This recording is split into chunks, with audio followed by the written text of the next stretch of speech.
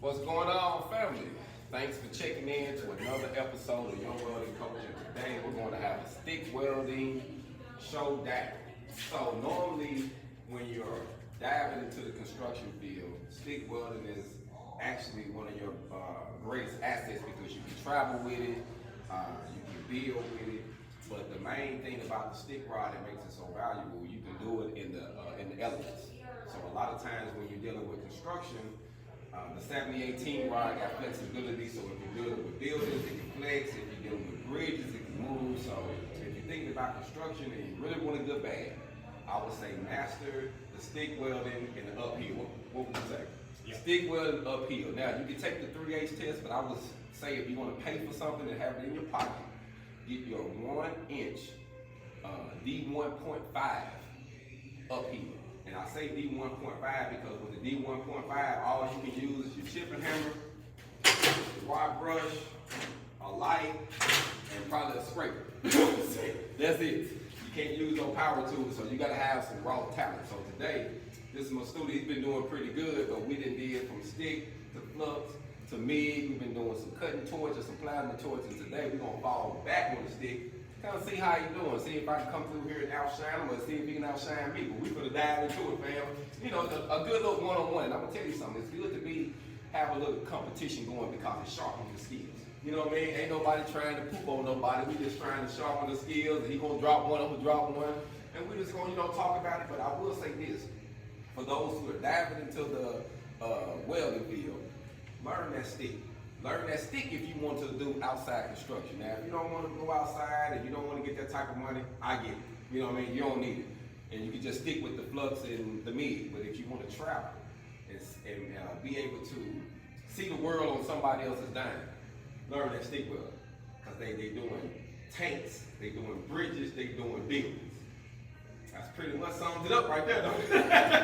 So we finna dive into it, man. We're gonna let him dive into his. And then we're going to try to take a peek, see what his look like, and then I'm going to dive in there. We're going to do that a few times, but the main thing is just to sharpen up the skills. So today we're using 3 30-second welding rods. We got the machine set on about 90 amps, and we're going to see how it goes. The plate is already hot. As you see, he's been practicing before me. He already did it with 3 sample beads, so he probably timed his in already. He tuned in. Now he ready to weld. Let's go, fam.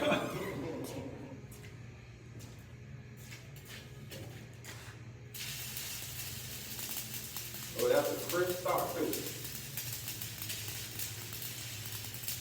And that's a good estimation that the machine is set right. And this plate that we're running on is actually about 3/8 feet.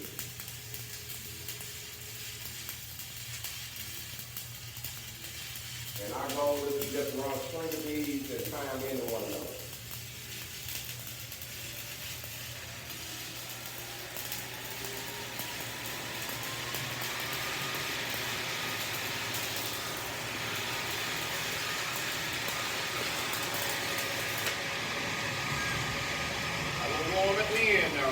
Got a little warm at the end?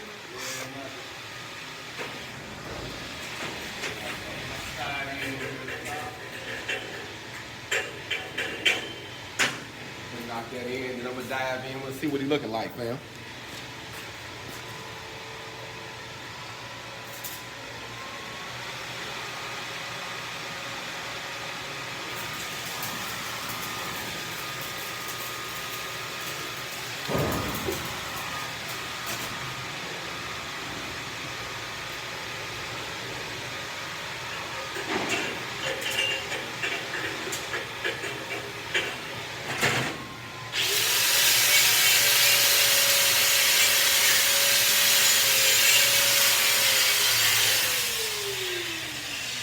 And I want to say this, a lot of testers will give you the option from using an 1/8-inch rod or a 3 30-second rod.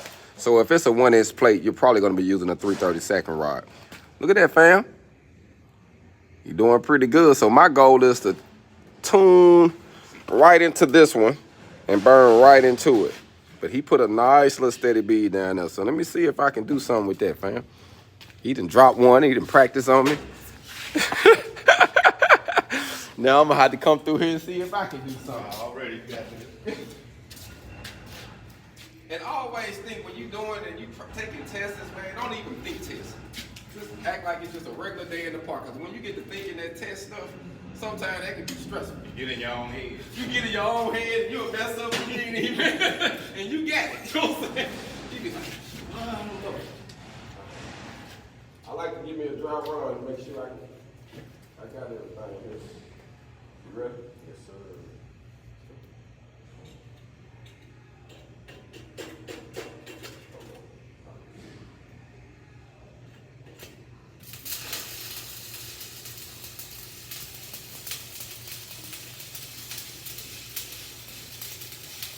I don't know what my hood is on.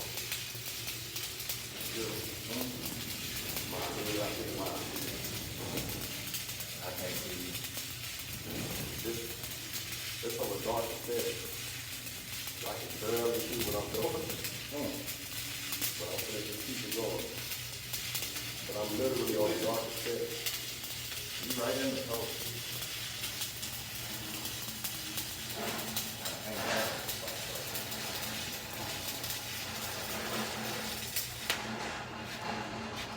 Yeah, family, I got lost in. Right where I need to be at. See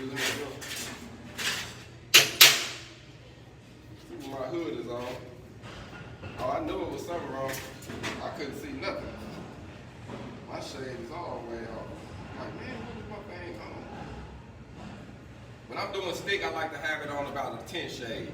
If it's flux score, I do 11 or 12 because it's a little bit brighter. TIG is most definitely a 12 or 13. Well, it's real bright, you know. But I at least like to have it on a 10, and it was on 12 just then. I could barely see. And this fluorescent light is bright too. So it's shining right on that thing. Ready? Yes, sir. This old rod. That's the only thing about using an old rod. It takes a second.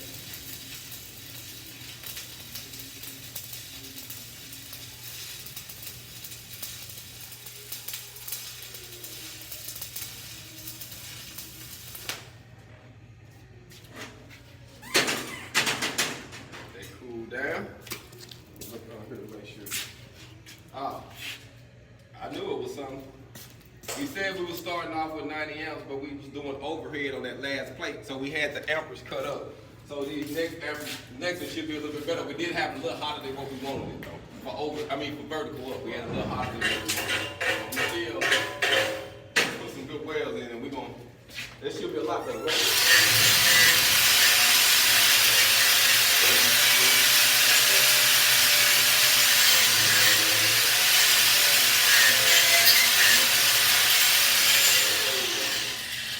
I could tell the way it was digging. I'm like, oh, this thing is kind of hot. Yeah, I noticed it too. Yeah, it was kind of hot. That plate is smoking. We're going to dive into it, let y'all see what I did. And we're going to do it again. So I got right beside him. I made a good little feather bead. But he's going to come right beside him. We was running a little hotter. So now I cut the machine down and we're going to dive back into it. It's his turn now. And literally, this is how I get them to learn it, is to run stringer beads. I think if you run the stringer beads and you do like one bead, you tie it into the next, that actually prepares you for the teeth joints and lap joints too, because you get to understanding how it's supposed to be flat, tied in properly, so that helps you a lot too.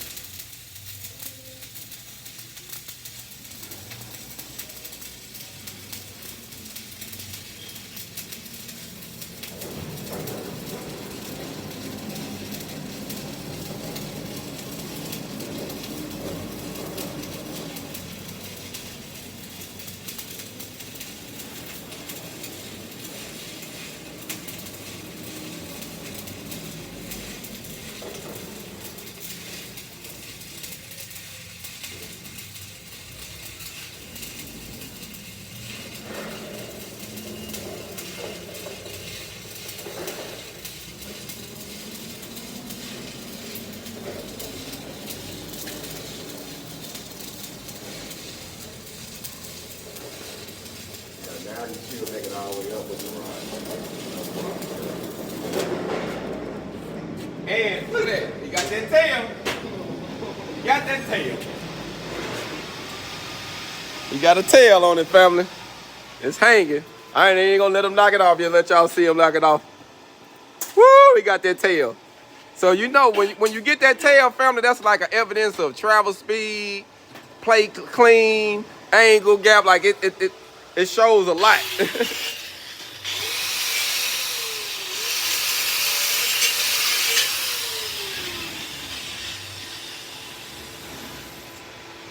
Ain't bad. Ain't bad, is it? Let's come back in and let y'all see it again. All right, fam. All right. He getting it. Let me step back into the booth. I'm gonna burn one more, fam, and we gonna keep it going. But just wanted to go live with y'all and have a little fun and practice. Give you the opportunity to see the student and the instructor getting to it.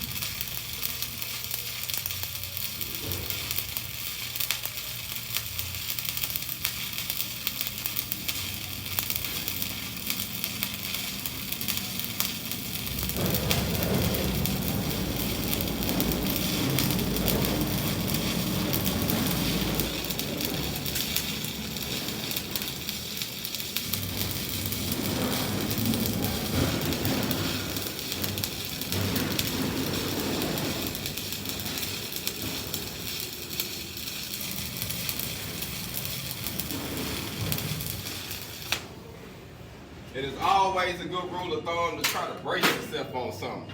Because sometimes you can get to going, and I swear you'll feel your body doing this. Yeah, they be like, what in the world? So I start bracing myself, Yeah, so start trying to put your shoulder. Now, we just got these new test stands in the back. I'm going to show it to you. Once we get it anchored up, we got the little shoulder where you can put your shoulder and really get into it, and really fine tune it. But I'm gonna let y'all check this out, because I got to show y'all my little tail. I got a little tail too. He ain't the only one born with a tail now. I got a little tail too, fam. Oh, we getting to it. We getting to it. We get sitting in there too. So now we finna keep it rolling, fam. We just wanted to check in with y'all. And like I say, for those who have been thinking about stick welding, if it was just one cert you could have in your pocket, I would say get that D1.5 uphill 1-inch unlimited plate test. It'll change the game for you, gives you the opportunity to travel, and regular construction would honor that cert too, because the D1.1 is the 3/8 plate where you can use the grinder, but if you got the one without the grinder, they're gonna honor that one too. So it's like killing two birds with one stone, fam.